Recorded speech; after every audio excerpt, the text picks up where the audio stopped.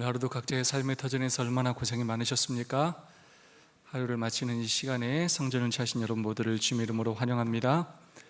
특별히 우리 김지우 청년이 화요일에 또 함께 예배를 드리게 돼서 너무나 반갑습니다. 진심으로 환영합니다. 우리 옆사람과 뜨겁게 오늘도 사랑과 소망을 담아서 인사하고 시작하도록 하겠습니다. 하늘까지 함께 갑시다. 서로 인사해 주시면 감사하겠습니다.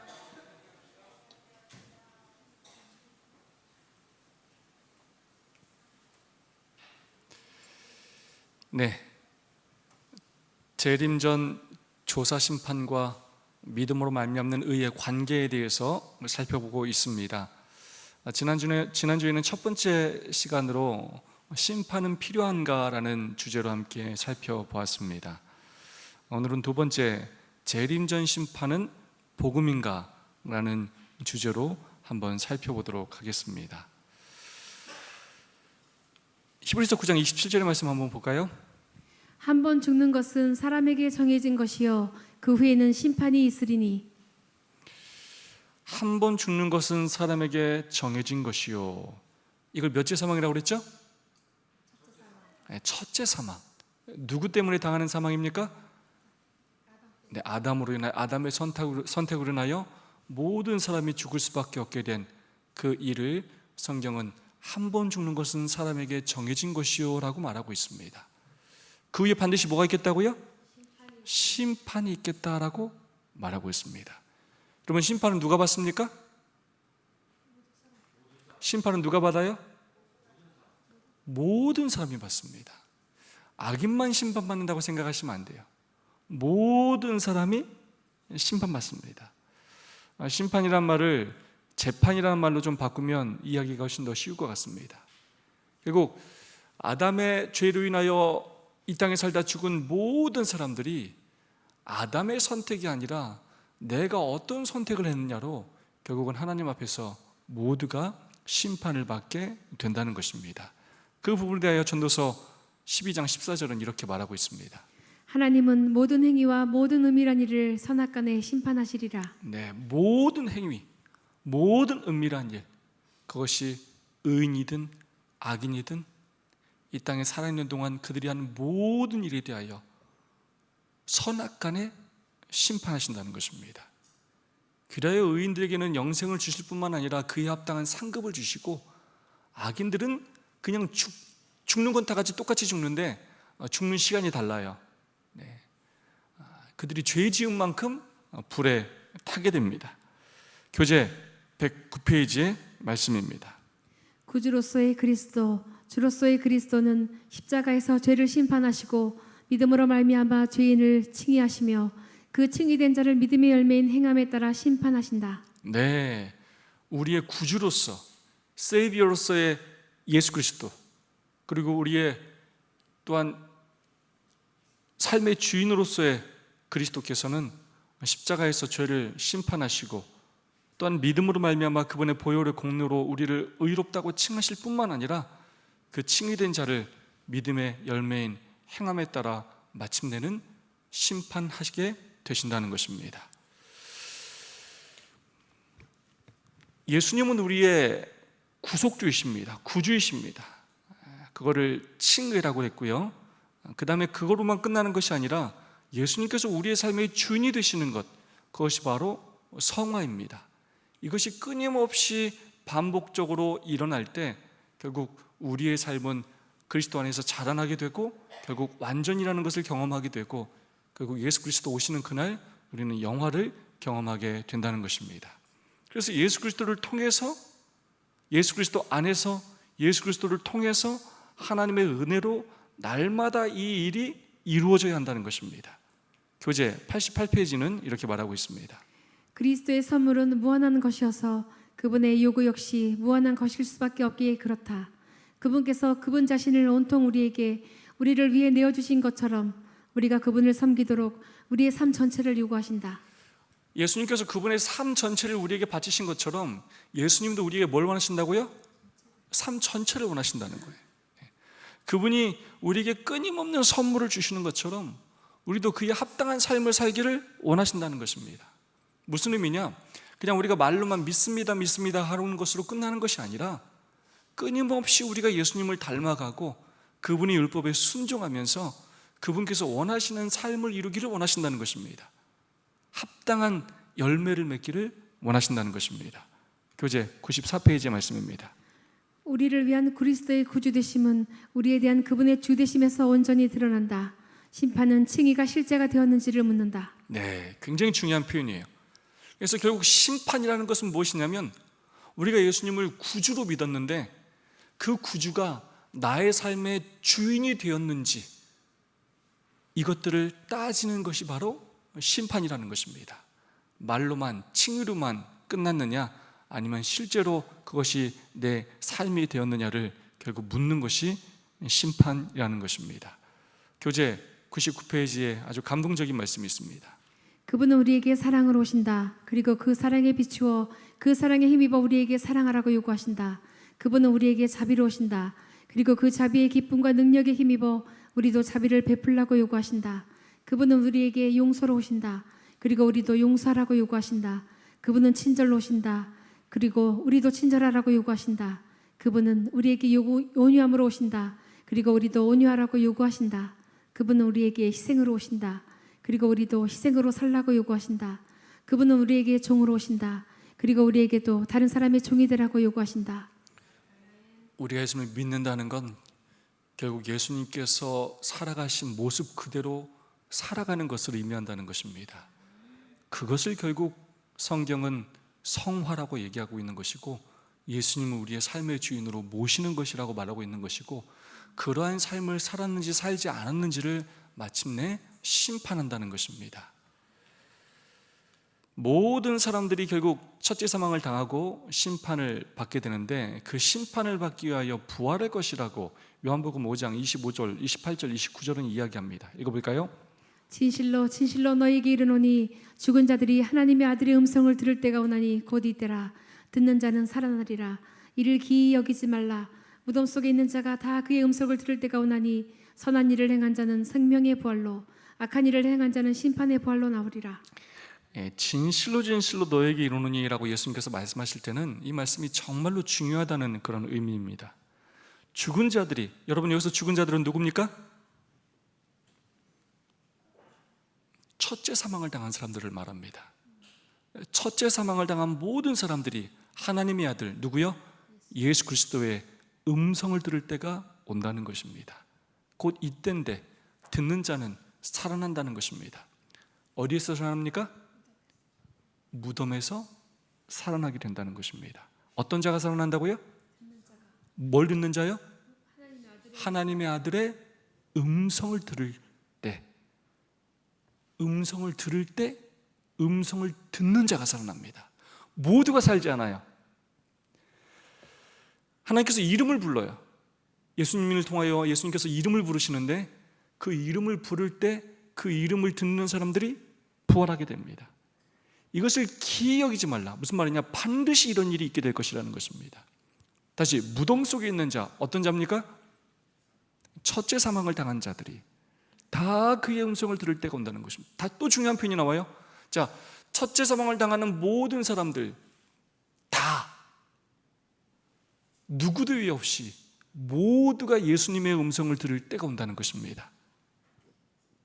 근데 그것이 두 번으로 나눠진다는 것입니다. 선한 일을 행한 자, 성경에서 말하는 의인들은 의인들의 이름을 부를 때가 있고 그때 선한 일을 행한 자는 생명의 부활로 무덤에서 일어나게 될 것이고 두 번째, 악한 일을 행한 자는 심판의 부활로 나오게 된다는 것입니다. 모든 사람들이 결국은 심판을 받게 되는데 심판을 받기 위하여 두 종류의 두 번의 부활이 있을 것이라고 요한복음 5장은 말하고 있습니다. 첫째 부활은 언제 있는 것이냐? 예수님의 재림 때 있게 됩니다. 둘째 부활은 언제 있느냐? 예수님의 삼림 때 있게 됩니다. 첫째 부활은 특별히 예수님의 재림 때 있는 부활은 생명의 부활입니다. 삼림 때 있는 둘째 부활은 심판의 부활입니다. 재림 때 있을 생명의 부활은 의인들이 참여함으로 영원한 생명을 얻게 되고 삼림 때 있는 심판의 부활은 악인들이 참여하게 됩니다. 의인들은 썩지 않을 몸으로 변화되어서 그들은 영원한 생명을 하나님과 함께 누리게 되고, 아담의 죄로 인하여 첫째 사망을 당했던 그 악인들은 다시 한번 이제 부활하여서 결국 심판을 받고 본인들의 선택에 의한 진정한 죽음, 완전히 이제 흙으로 돌아가는 둘째 사망을 마침내 당하게 된다는 것입니다. 다시 한번 말씀드립니다. 두 종류의 부활이 있고 두 종류의 심판이 있다는 것입니다. 모든 사람은 존재하지 않았습니다. 하나님께서 흙으로 빚으시고 생기로 불어넣으셨을 때 사람이라는 존재가 되었습니다. 그때 하나님께서 묻지 않고 창조하셨기 때문에 하나님께서 선택할 수 있는 자유를 주셨습니다. 그러나 아담의 잘못된 선택으로 인하여 모든 사람이 죽을 수밖에 없게 되었을 때 예수님께서 여자의 후손으로 이 땅에 오시겠다는 그 원복음을 선포하시고, 또 실체이신 예수님께서 이 땅에 오셔서 십자가에 달려 돌아가심으로 예수님의 그 죽음을 통하여 모든 사람이 첫째 사망을 당할 수밖에 없지만, 이 땅에 사는 동안 어떤 선택을 했냐에 따라서 영원히 살 수 있는 새로운 기회를 얻게 되었습니다. 그리하여 우리가 살아있는 동안 첫째 사망을 당하기 전에 어떤 선택을 했냐에 따라서 결국 모든 사람들은 심판을 받게 되는데, 심판을 받기 위해서 또 뭐 하게 되고요? 부활을 하게 되고, 결국 모든 사람들은 첫째 부활 또는 둘째 부활에 참여하여 영생을 얻든지 둘째 사망을 당하든지 두 가지 중에 한 가지의 심판을 당하게 된다는 것입니다. 여러분, 이 땅에 예수님은 총 몇 번 오실까요? 예수님 이 땅에 총 3번 오십니다. 초림, 구약의 모든 메시지는 초림을 향해 있습니다. 예수님께서 우리를 구원하기 위해 이 땅에 육신을 입고 오실 것이라는 예언입니다. 왜 오시느냐? 여자의 손으로서 모든 인류의 죄값을 대신 치러주심으로 첫째 사망을 당할 수밖에 없는 모든 사람들에게 다시 살 수 있는 기회를 주시기 위해서 오시는 것입니다. 예수님께서 십자가에서 달려 돌아가심으로 영생을 얻는 사람들은 예수님이 우리 대신 십자가에서 둘째 사망을 당하셨기 때문에 우리는 둘째 사망을 당하지 않고 영원한 생명을 얻게 되는 것입니다. 재림은 왜 오시는 것이냐? 바로 의인들을 심판하기 위하여 오시는 것입니다. 의인들의 이름을 부르시고 의인들을 부활시키시고 의인들을 썩지 않을 몸으로 변화시키셔서 영원한 생명을 주시기 위해서 오시는 것이고요, 천년기라는 시간 후에 세 번째 이 땅에 다시 오는데, 그런데 누구를 심판하기 위해서 오신다고요? 악인을 심판하시기 위하여 오시고, 둘째 부활을 통하여 악인들을 부활시키시고 그들을 마침내 불로써 영원히 소멸하심으로 온 우주에서 죄를 소멸하는 일을 하신다는 것입니다. 자, 지금까지 배운 내용은 이렇습니다.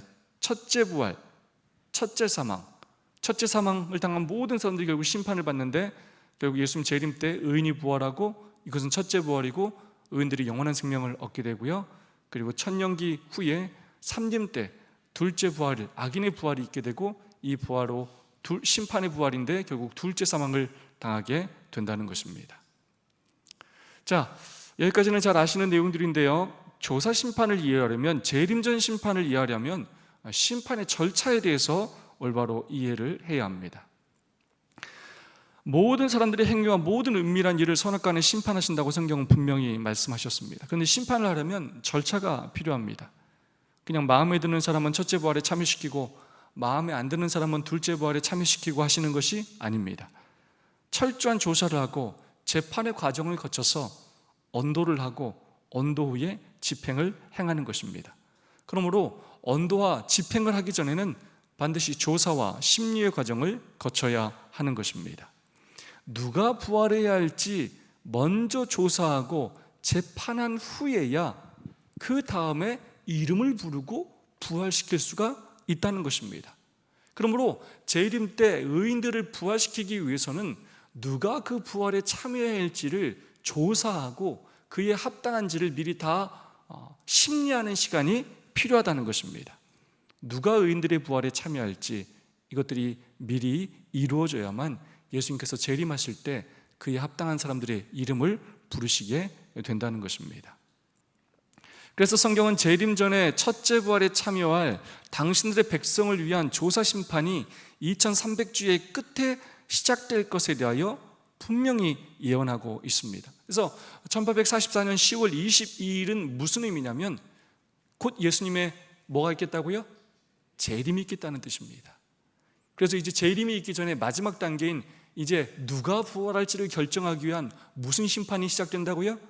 조사 심판이 시작된다는 것입니다. 그래서 생명책에 이름이 기록된 모든 사람들을 대상으로 누가 구원받을지, 방금 배웠던 것처럼 예수님을 구속주로 인정했을 뿐만 아니라 그 말로만 믿은 것이 아니라 그분의 삶이 나의 삶이 되도록 그렇게 성화의 삶을 이루었는지를, 하나님 말씀에 순종했는지를 확인하는 그런 심판, 심리가 있게 된다는 것입니다. 다니엘서 8장 14절은 이렇게 말하고 있습니다. 그가 내게 이르되 2300주야까지니 그때 성소가 정결하게 함을 입으리라 하였느니라. 네, 결국 이 일을 통하여 하늘에 있는 성소의 죄를 완전히 속하는 그 일을 시작하신다는 것입니다. 다니엘서 7장 9절로 10절의 말씀입니다. 내가 보았는데 왕자가 놓이고 옛적부터 항상 계신 이가 좌정하셨는데 그 옷은 희기가 눈 같고 그 머리털은 깨끗한 양의 털 같고 그 보좌는 불꽃이요 그 바퀴는 붙는 불이며 불이 강처럼 흘러 그 앞에서 나오며 그에게 수종하는 자는 천천히요 그 앞에 시위한 자는 만만이며 심판을 베푸는데 책들이 펴놓였더라. 하나님께서 이제 심판을 하시는데 임의로 하시는 것이 아니라 책을 다 펴놓으시고 공정하고 공의롭게 심판하신다는 것입니다. 하늘에 세 가지 책이 있다고 여러분들 배우셨죠? 첫 번째 생명책, 두 번째 죄책, 세 번째 기념책이 있습니다. 이 모든 책들을 펴놓고 결국 하나님께서 심판하신다는 것입니다. 그렇다면 정말 재림 전에 하는 이 조사 심판이 구원의 확신을 금지하고 우리로 하여금 우리의 품성이 완전해야 구원을 받는다고 가르치고 있는가? 십자가가 완전하지 못하기 때문에 재림 전 조사 심판이 필요하다고 우리 재림교회는 가르치는가? 전혀 그렇지 않습니다. 이 재림 전 심판이야말로 오히려 십자가의 그 사랑을 강조하고 확증하는 재판의 과정입니다. 구속의 과정들을 통해서 십자가의 피가 얼마나 귀한 희생이었는지를 보여주는 것입니다. 그리고 이 죄 문제가 단순히 지구의 문제가 아니라 온 우주의 문제임을 보여주고 있는 것입니다. 온 우주 안에서 하나님의 품성을 옹호하기 위한 아주 공의롭고 꼭 필요한 방법임을 하나님은 우리에게 말해주고 있는 것입니다. 오히려 이 재림전 심판은 십자가가 완전하기에 가능한 것입니다. 십자가가 완전하지 못하다면 이 다음 단계인 재림을 예수님께서 하실 수가 없고 그 전에 이 조사 심판을 하실 수가 없습니다.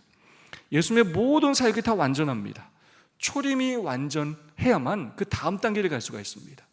예수님의 모든 예언이 이루어졌기에 예수님께서 초림하실 수 있고, 예수님께서 초림하셔서 죄를 짓지 않고 끊임없이 죄에서 승리하시면서 십자가의 길을 걸어가셨기 때문에 그것이 가능하고, 십자가에서 내려오지 않고 그분이 자기의 피를 흘려 우리의 모든 죄값을 이루으셨기 때문에 가능하고, 그래서 예수님의 초림과 삶과 죽음, 그것으로 끝나는 것이 아니라 예수님께서 부활하셨기 때문에 또한 이 모든 과정들이 완전하고, 부활하신 것으로 끝나는 것이 아니라 그분께서 승천하셨기에 또한 그분께서 다음 사역을 하실 수가 있는 것입니다.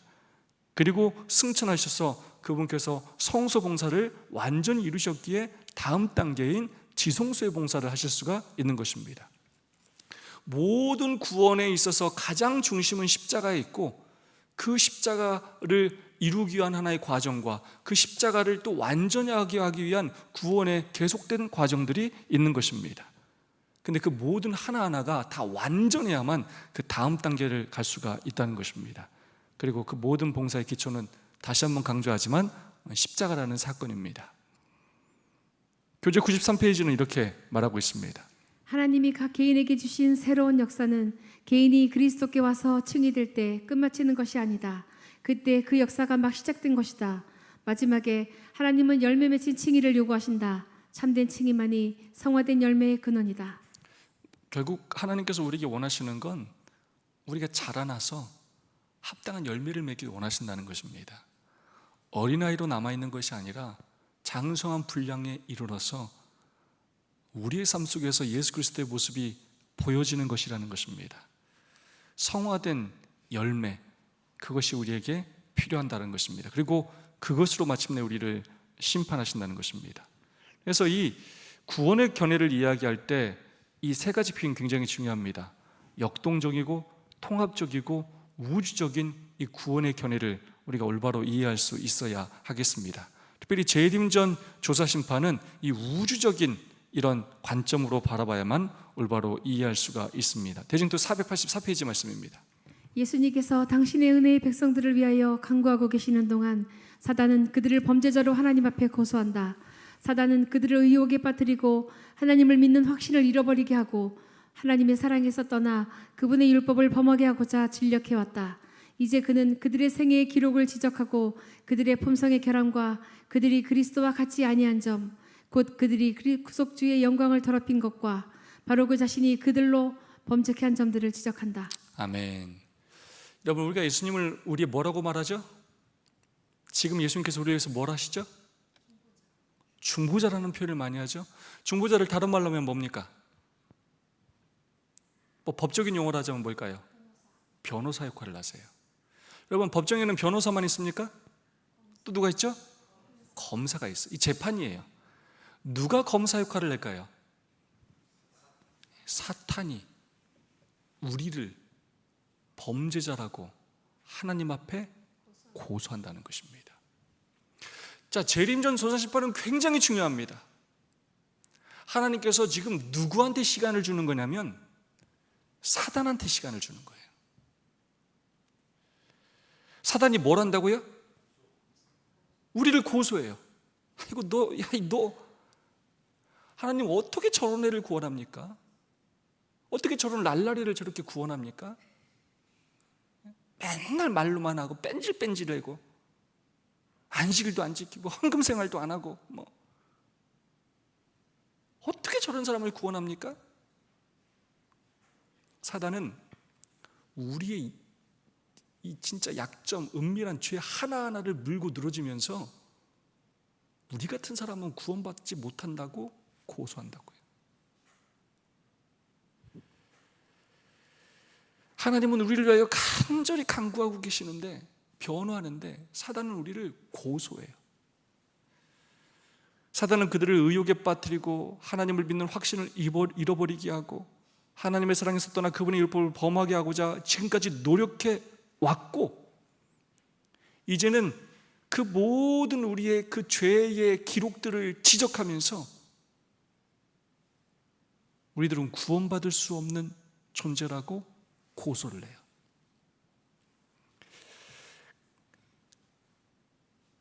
우리 하나님 참 위대하신 분이에요. 지금 사단한테 뭐 할 시간을 준다고요? 고소할 시간을 줘요. 다시 한번 말씀드리자면 우리가 구원을 올바로 이해할 때 이게 온 우주적인 사건이라는 것을 이해하는 것이 굉장히 중요해요. 이런 기간을 두는 이유는 온 우주 거민들 앞에서 하나님이 얼마나 공의로우신 분인지를 입증하는 시간이에요. 그냥 우리만 구원하는 것은 하나님 얼마든지 하실 수 있어요. 온 우주 안에서 하나님의 품성을 드러내고 하나님의 심판이 얼마나 공의로운지를 모든 천사들 앞과 우주 거민들 앞에 다 드러내야 하는 시간입니다. 그래서 사단으로 하여금 마음껏 고소할 수 있는 기회를 줘요. 그리고 재림 조사 심판은 어떤 심판이냐? 그 모든 사단의 고소에 하나님께서 우리를 위하여 다 변호하시는 시간이에요. 네. 재림전 조사 심판은 예수님께서 우리의 은밀한 죄, 감추어진 죄, 회개하지 않은 죄를 끄집어내어서 우리의 구원을 박탈하려고 하시는 심판이 아니에요. 우리가 완전해야 구원받을 수 있다고 가르치는 심판이 아니라는 것입니다. 재판의 과정에는 변호사도 있고 검사도 있는데 이처럼 사단은 끊임없이 하나님의 품성을 왜곡하려고 합니다. 그러면서 당신이 구원하시려고는 당신의 백성들의 죄를 물고 늘어지면서 어떻게 저런 사람을 구원할 수 있습니까? 하고 우리를 구원받지 못하게 하라고 끈질기게 하나님께 항의를 합니다. 하나님은 그때 온 우주 앞에서 당신이 구원하려고 하는 당신의 백성들이 어떻게 구원받을 수 있는지에 대하여 변호하시고 옹호해 주시는 그러한 시간입니다. 우리가 하늘에 올라갔을 때 더 이상 너 같은 애가 어떻게, 하나님 쟤 같은 애가 어떻게 하늘에 왔습니까? 라는 이야기가 다시 나오지 않게 해요. 조사심판은 왜 필요한가? 이 조사심판은 중보자이신 예수님께서 참소자인 사단으로부터 우리를 옹호하시고 변호해 주시는 그러한 심판입니다. 온 우주 거민들 앞에서 얘는 나의 십자가의 피로, 나의 은혜로 내가 구원한 나의 백성이다 라고 그렇게 변호해 주시는 그러한 시간입니다. 한마디로 이야기하자면 사단한테 예수님께서 어쩔래 라고 말씀하시는 심판이에요. 내가 구원하는데 네가 어쩔래? 내가 내 피로 구원한다는데 네가 어쩔래? 라고 말씀하시는 바로 그러한 심판이라는 것입니다. 교리주의 364페이지는 이렇게 말하고 있습니다. 그렇다면 재림전 조사 심판이 필요한 이유는 무엇인가? 이 심판은 하나님을 위하여 행하여지는 심판이 아니다. 이 심판은 사탄의 비난에 대한 답을 제시하고 타락하지 않는 피조물들에게 하나님께서는 오직 진심으로 회심한 자들에게만 그분의 나라를 허락하신다는 확신을 심어주는 근본적으로 우주를 위해 행하여지는 심판이다.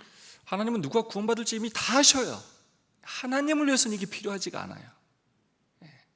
온 우주 거민들을 위하여 하나님의 공의를 드러내고 하나님의 품성에 대한 오해를 거치게 하기 위하여 하나님께서 이 시간을 확보하셔서 이렇게 한 명 한 명 우리의 죄에 대하여 그분께서 변호하시고 우리를 구원하기 위하여 지금도 노력하고 계신 것입니다. 사단의 비난에 대하여 답을 제시하시고 타락하지 않은 피조물에게 하나님께서 오직 진심으로 회심한 자들에게만 그분의 나라를 허락하신다는 확신을 심어주는 근본적으로 우주를 위해 행해지는 그런 심판이라는 것입니다. 그러므로 우리가 할 일은 무엇이냐면 이 대속죄일 기간에 우리가 할 일은 우리의 죄를 예수님께 맡기고 회개하는 일입니다. 그래야만 예수님께서 우리의 죄를 변하실 수 있어요. 우리가 맡기지 않으면 예수님은 우리를 위하여 아무것도 하실 수가 없어요. 디즘도 484페이지 말씀입니다. 예수님께서는 그들의 죄에 대하여 변명하지 않으신다. 그러나 그들의 회개와 믿음을 보여주시고 그들이 용서받는 것을 주장하신다. 그분께서는 당신의 상한 손을 하나님 아버지와 거룩한 천사들 앞에 드시고 내가 저희 이름을 압니다. 내 손바닥에 저희 이름을 새겼습니다. 그리고 당신의 백성을 고소하는 자를 향하여 사단아 여호와가 너를 책망하노라. 예루살렘을 택한 여호와가 너를 책망하노라. 이는 불에서 꺼낸 그슬린 나무가 아니냐고 말씀하신다. 아멘. 예수님이 우리 죄에 대해서 변명하실 수가 없어요. 왜요? 책에 다 기록되어 있어요. 책을 펼쳐놓고 심판을 해요. 그래서 우리에게 반드시 두 가지가 필요해요. 회개와 믿음. 우리가 하나님께 회개한 것과 우리가 예수 그리스도의 그 은혜와 십자가의 피, 그 구속을 믿는 그 믿음, 이거를 사단에게 보여주시고 온 우주 앞에 보여주시면서 이걸로 우리들이 용서받았다는 것을 주장하신다는 것입니다. 그러므로 이 마지막 시대는 회개하는 시간이고 예수님이 우리의 구속주여 주님이라는 그 믿음을 우리가 끊임없이 보여드리는 시간이에요. 그래서 말로만 주여 주여 하면 안 되고 끊임없이 우리가 믿음으로 살기 위해 투쟁하는 삶을 보여드려야 돼. 이렇게 살았다. 넘어지고 때로는 쓰러지고 했지만 믿음으로 살기 위하여 이렇게 노력했다라는 그런 증거들이 또한 필요하다는 것입니다.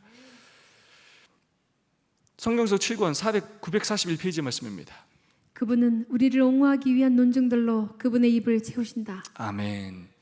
우리를 변호하시고 우리를 구원하시기 위하여 사단의 그 비난으로부터 우리를 그렇게 감싸주시고 구원하시기 위하여 그분의 입술은 우리의 옹호를 위한 논증들로 가득 채워진다는 것입니다. 그리스도께서 지금 하늘에서 무엇을 하고 계시는가? 교회 증언에 우리 성경 주석에 있는 말씀입니다. 그는 우리를 위해 중보하고 계신다. 그분이 하시는 일로 하늘의 입구는 하나님의 영광으로 가득 차고 그 영광은 하늘을 향하여 영원의 창을 여는 모든 사람 위에 비칠 것이다.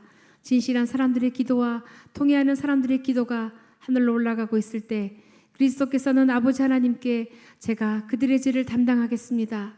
그들을 당신 앞에 죄 없는 사람으로 서게 해주십시오 라고 말씀하신다. 그분이 그들에게서 죄를 취하실 때 그분은 그들의 마음을 영광스러운 진리와 사랑의 빛으로 채우신다. 아멘. 예수님께서 지금 우리를 위하여 뭘 하고 계신다고요? 충보. 그럼 우리가 예수님께서 우리를 위하여 중보하시게 하려면 우리가 가장 많이 해야 되는 게 뭡니까? 회개예요, 회개. 그래서 대속죄일은 정말 자기 죄를 아주 깊이 돌아보는 시간이에요. 그래서 결국 우리가 언제 죽을지 모르지 않습니까? 우리의 삶이 하루 단위로 이루어지지 않습니까? 끊임없이 우리의 죄를 돌아보고 그 죄를 예수님께 맡기는 그러한 일을 우리가 날마다 해야 한다는 것입니다. 진실한 사람의 기도와 통회하는 사람들의 기도가 하늘로 올라간다는 것입니다. 여러분, 가장 빨리 응답되는 기도가 뭐라고요? 바로 회개의 기도입니다. 증언보감 2권의 말씀입니다. 우리는 우리를 대적하는 사단의 소송에 대답할 수 없다. 오직 그리스도만이 우리를 위하여 효과적인 변호를 하실 수 있다. 그분은 우리의 공로에 근거를 둔 논증으로서가 아니고 그분의 공로에 근거를 둔 논증으로서 기소하는 자를 침묵시킬 수 있으시다. 아멘. 여러분, 우리는 사단하고 이게 말로 싸울 수 있다고요? 말로 싸울 수가 없어요. 우리가 잘나도 우리가 잘난 거로는 구원받을 수가 없고, 우리의 죄를 따지자면 우리는 죄 때문에 한마디도 할 수가 없어요. 결국 우리의 공로가 아니라 그분의 공로에 근거를 둔 그 논증으로 결국 예수님께서 사단의 입을 침묵시킬 수 있다는 것입니다. 저는 이 제목이 너무 좋아요. 어떤 변호사라고요? 위대한 변호사세요. 예수님께서 사단이 정말로 치밀하게 준비해서 그렇게 우리를 구원받지 못하게 하려고 하지만, 우리가 예수님을 진심으로 믿고 우리 죄를 맡길 때 위대한 변호자이신 예수님께서 마침내 사단의 입을 침묵시키고 우리를 구원하신다는 것입니다. 그 재판에서 승리하신다는 것입니다. 은혜 보좌 앞에 계신 우리의 변호사, 교회 증언 6권의 말씀입니다. 은혜의 보좌 자체가 최고의 매력의 장소인데, 왜냐하면 그분을 아버지라 부를 수 있도록 우리에게 허락하신 분이 그곳에 계시기 때문이다. 아버지께서는 그 피로 우리의 속전을 치르신 그리스도로 인하여 그리스도의 친구된 우리들을 하나님의 친구로 영접하고 환영함으로 당신의 무한하신 사랑을 나타내신다. 하나님의 자녀가 은혜의 보좌 앞에 나아가자마자 그는 위대한 변호사의 고객이 된다.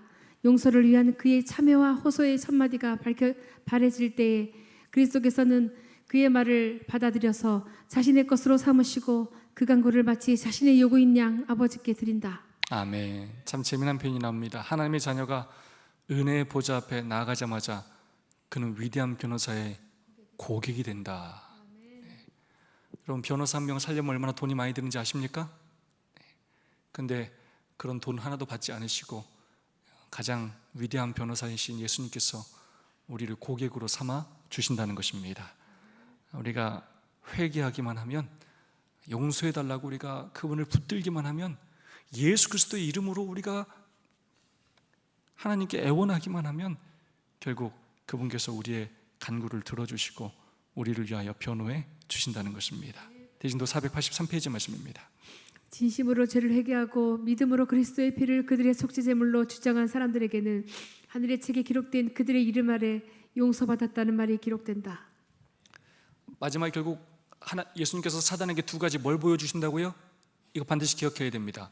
회개와 믿음. 우리 마지막 시대 우리에게 가장 필요한 두 가지가 있다면 뭐라고요? 회개. 죄를 진심으로 회개하는 것. 두 번째가 뭐라고요? 어떤 믿음이요? 그리스도의 피로 내가 구원받았다는 그 믿음. 이 두 가지를 주장하는 사람들에게는 하늘의 책에 기록된 그들의 이름 아래 용서받았다라는 말이 기록된다는 것입니다. 이 말 뜻은 뭐냐면, 이 사람은 재림의 날 부활할 사람이다라는 뜻이에요. 첫째 부활에 참여할 사람이다라는 의미입니다. 히브리서 4장 14절로 16절의 말씀입니다. 그러므로 우리에게 큰 대제사장이 있으니 승천하신 자 곧 하나님 아들 예수시라. 우리가 믿는 도리를 굳게 잡을지어다.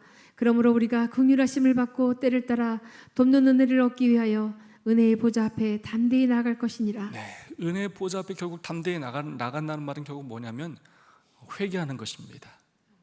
우리가 회개할 때 결국 우리의 그 죄가 보좌 앞에까지 나아가서 시은 자 위에서 결국 용서를 받아요. 로마서에 있는 말씀입니다. 그리스도 예수 안에 있는 구속으로 말미암아 하나님의 은혜로 값없이 의롭다 하심을 얻은 자 되었느니라. 이 예수를 하나님이 그의 피로 인하여 믿음으로 말미암는 화목제물로 채우셨으니 이는 하나님께서 길이 참으시는 중에 전에 지은 죄를 간과하심으로 자기의 의로우심을 나타내려 하심이니 곧 이때의 자기의 의로우심을 나타내사 자기도 의로우시며 또한 예수 믿는 자를 의롭다 하려 하심이니. 결국 예수님께서 재림전 조사심판을 통하여 하시고자 하는 일은 뭐냐면 본인의 의로우심을 나타내실 뿐만 아니라 예수 믿는 자들을 어떻게 하기 위함이라고요? 의롭다 하려 하심이라는 거예요. 우리의 공로가 아니라 예수 그리스도의 공로로 우리의 회개와 우리의 믿음을 보여주시면서 온 우주 앞에서 사단의 고수 앞에서 더 이상 우리를 고수하지 못하도록 우리의 구원을 확증하게 하기 위하여 우리를 의롭게 하시는 시간이라는 것입니다. 자, 시간상 말씀을 읽어볼까요? 하늘 성소에서 사람을 위하여 진행되는 그리스도의 중보 사업은 구원의 계획에 있어서 십자가상에서의 그분의 죽음과 마찬가지로 기묘하다. 그분께서 부활하신 후 승천하여 하늘에서 완성하실 일은 그분의 죽으심으로 시작되었다. 우리는 믿음으로 앞서가신 예수께서 우리를 위하여 돌아가신 그 휘장 안으로 들어가야 한다. 거기는 갈바리 십자가에서 나온 빛이 비치고 있다. 우리는 거기서 구속의 오묘를 더욱 밝히 살펴볼 수 있다. 인류의 구원은 하늘에서 무한한 값을 치르고 완성된다. 예수님의 그 구속의 경륜, 구속의 시간표와 역사들이 있습니다. 다시 한번 말씀드리지만 모든 구속의 과정은 다 완전해야 합니다. 한 단계가 완전해야만 다음 단계를 갈 수가 있습니다. 초림, 예수 그리스도의 삶, 십자가의 죽음, 부활, 승천, 성소봉사, 지성소봉사, 중요하지 않은 것이 하나도 없습니다. 각자가 다 완전해야 합니다. 그리고 각자 모든 과정이 다 필요합니다. 우주적인 죄를 해결하기 위한 하나님의 지혜요 방법입니다. 그런데 그 기초는 무슨 사건이라고요? 십자가 사건이라는 것입니다. 모든 사건은 그 피에 의하여, 그 피에 의한 희생에 의한 기초에 의하여 이루어지는 사건들입니다. 자, 이렇게 의인을 위한 심판, 1844년부터 10월 22일부터 이루어지는 일은 의인들을 위한 조사심판이 이루어지고요, 결국 구원받을 사람이 결정되면 예수님 재림하실 때 의인들의 이름을 부르실 것이고 의인들이 부활하실 것이고 썩지를 하지 썩지 않을 몸으로 변화될 것이고 이게 집행이에요. 집행이 이루어지고 결국 그들은 영원한 생명을 얻게 될 것입니다. 우리 행위로 구원받는 것이 아니고 하나님의 은혜로 십자가의 보혈의 공로로 우리가 구원을 받게 되는 것입니다. 자, 그 다음에 어떤 시간이 있게 됩니까? 천년기라는 시간이 있게 됩니다. 도대체 이 시간은 무슨 시간인가? 자, 의인에 대한 심판이 끝났고 이제 누구의 심판이 시작될 시간이라고요? 악인들의 심판이 시작될 시간입니다. 계시록은 이렇게 말하고 있습니다. 이 첫째 부활에 참여하는 자들은 복이 있고 거룩하도다. 둘째 사망이 그들을 다스리는 권세가 없고 도리어 그들이 하나님과 그리스도의 제사장이 되어 천년 동안 그리스도로 더불어 왕노릇하리라. 구원받은 자들이, 첫째 부활에 참여한 자들이, 둘째 사망에 이제 빠지지 않는 자들이 하나님과 함께 제사장이 되어서 뭘 한다고요? 왕노릇을 하게 된다는 것입니다. 여러분, 왕 하면 무슨 왕노릇이 뭐라고 그랬죠? 보좌에 앉는다는 뜻은 심판하는 권세를 가졌다는 뜻입니다. 천년기는 무엇을 하는 시간이냐? 바로 심판을 하는 시간입니다. 자, 1844년 10월 22일부터가 의인들을 위한 재림전 조사심판이라면 천년기라는 심판은 악인들을 위한 조사심판이라고 할 수가 있겠습니다. 무슨 의미냐? 내 사랑하는 가족이 확인해 보니까 천국이 오지 않았을 수 있습니다. 여러분, 기분이 어떨까요? 행복할까요? 전혀 구원받을 수 없었던 것 같은 사람들이 구원받았을 수 있습니다. 여러분, 이해가 되지 않을 수 있습니다. 정말 이해되지 않을 엄청난 일들이 하늘에서 있을 수 있습니다. 저런 사람은 꼭 사형시켰으면 좋았겠다라고 하는 사람이 구원받았을 수도 있어요. 우리는 몰라요. 정말 교회를 열심히 다녔던 사람 가운데 하늘나라에 없을 수도 있어요. 여러분 이해가 될까요? 그때 하나님은 1000년 동안 왜 그들이 구원받을 수 없었는지, 우리가 알지 못했던 모든 은밀한 일들과 죄악들을, 특별히 하나님의 자비를 거역했던 일들을 보여주십니다. 천년기는 구원받은 의인들에게 악인들이 왜 구원받지 못했는지를 답변하시는 시간입니다. 재림전 조사심판이 사단의 항의에 대하여 하나님이 답변하시는 시간이라면, 천년기는 구원받은 사람들에게, 그리고 우주 거민들에게 우리들의 항의에 대하여 답변해 주시는 그러한 시간입니다. 대징토 666페이지 말씀입니다. 기록책들이 펼쳐지자마자 예수님의 눈은 악인들을 주목하신다. 그때 그들은 그들이 지금껏 범한 모든 죄를 깨닫는다.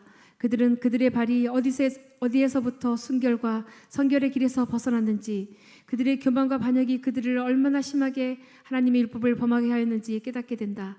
그들을 죄에 빠지게 한 매혹적인 시험을 받은 것, 축복을 무시한 것, 하나님의 사자들을 모욕한 것, 경고를 거절한 것, 완고하고 회개하지 않는 마음으로 자비의 물결을 물리쳐버린 것, 그 모든 것들이 마치 불로 기록된 문자와 같이 나타난다. 보좌 위에 십자가가 나타난다. 다음 말씀 읽어볼까요? 마지막 심판의 날에 구원받지 못한 모든 사람들은 그들의 진리를 거절하는 것이 어떠한 성질의 것이었는지를 깨닫게 될 것이다. 십자가가 제시될 것이요, 그 십자가의 참듯이 범죄로 말미암아 어두워졌던 각 사람의 마음에 이해될 것이다. 신비한 희생 제물이 달려있는 갈바리의 광경 앞에서 죄인들은 정죄를 받게 될 것이다. 모든 거짓 핑계는 일소될 것이다. 인간의 배도는 그 극악한 본성 그대로 나타날 것이다. 사람들은 그들의 선택이 어떠했던가를 알게 될 것이다. 오래 계속되어 온 대쟁투 가운데서의 진리와 우리에 대한 모든 문제가 그때에는 다 명백히 밝혀지게 될 것이다.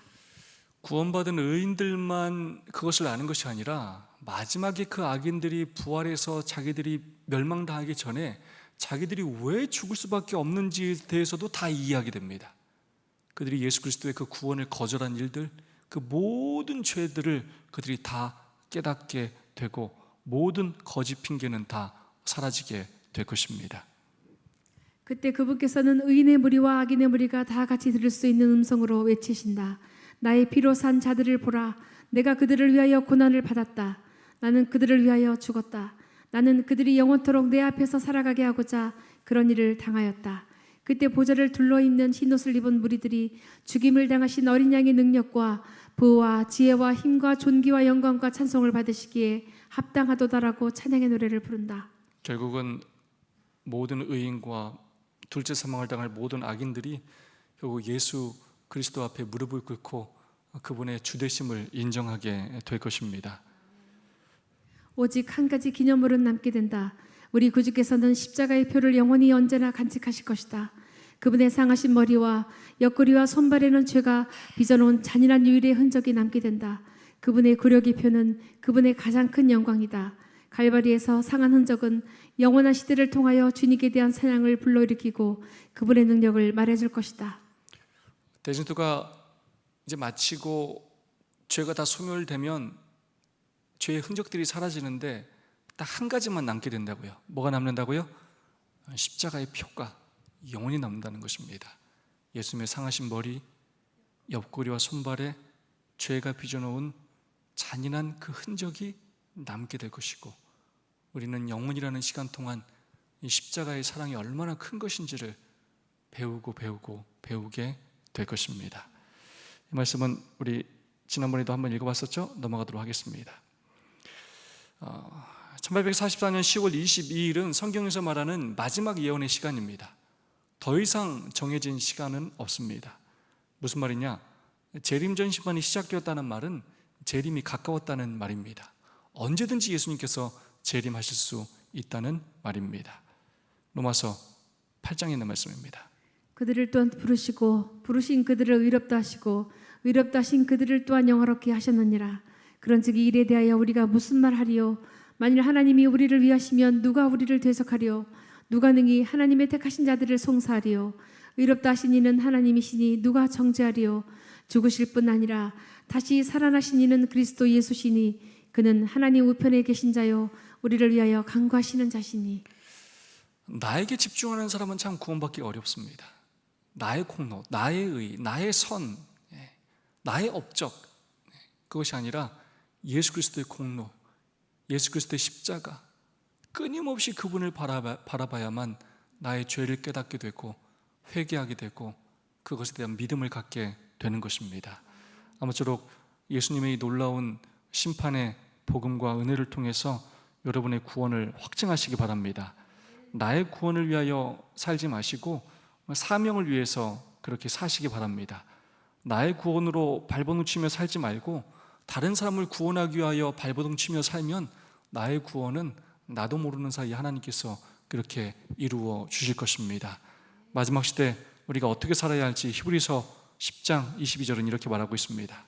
우리가 마음에 뿌림을 받아 양심의 악을 깨닫고 몸을 맑은 물로 씻었으니 참 마음과 온전한 믿음으로 하나님께 나아가자. 네, 다시 한번 강조합니다. 오늘 제일 중요한 표현이에요. 자, 예수님께서 재판하실 때, 변호하실 때 두 가지를 사단한테 보여준다고 그랬죠? 이거 꼭 기억하시고 마쳐야 되겠습니다. 첫 번째 뭐예요? 회개. 두 번째 믿음. 히브리서 10장 22절은 이걸 뭐라고 표현하냐? 이 회개를 참마음이라고 표현해요. 두 번째, 온전한 믿음. 예수님의 십자가에 대한 온전한 믿음. 이걸 가지고 결국 하나님 앞에 나아가라는 것입니다. 그러한 믿음으로 사는 우리 모두가 되기를 간절히 소망합니다. 네, 두 분씩 짝짓고 오늘 받은 은혜와 결심을 나누는 시간을 갖도록 하겠습니다. 두 분, 세 분씩 모든 분들이 함께 참여해 주시기를 부탁드리겠습니다.